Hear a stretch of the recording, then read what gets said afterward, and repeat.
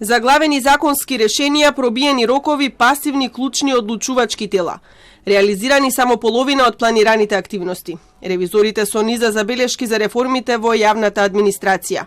Највисокото политичко тело, Советот за реформи, за 4 години дури 6 пати го менувал својот состав.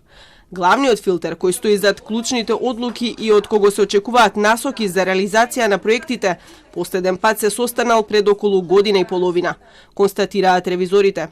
Резултатот е загрижувачки слаба реализација на планираните активности.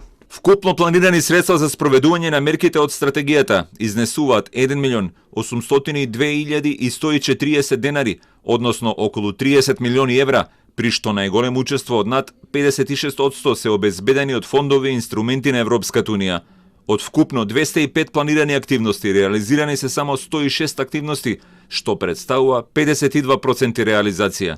Кој е главниот кочничар на реформите во администрацијата? До одговорот е тешко да се дојде без IT систем за следење, оценување и известување за реформските активности. Недостигаат информации и за патот на парите. Дали се наменски потрошени за реализација на стратегијата. Ревизорите констатираат застој и во носењето на клучните закони.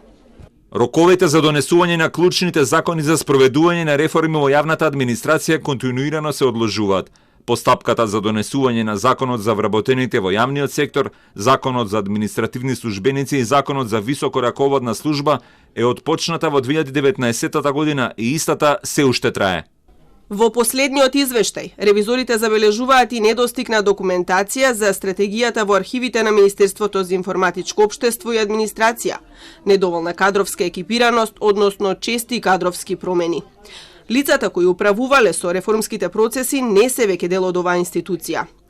Ова е клучната реформа во евроинтегративниот процес што ја диктира целата динамика во преговорите, бидејќи скринингот започнува со кластерот фундаментални вредности, чиј дел е и администрацијата.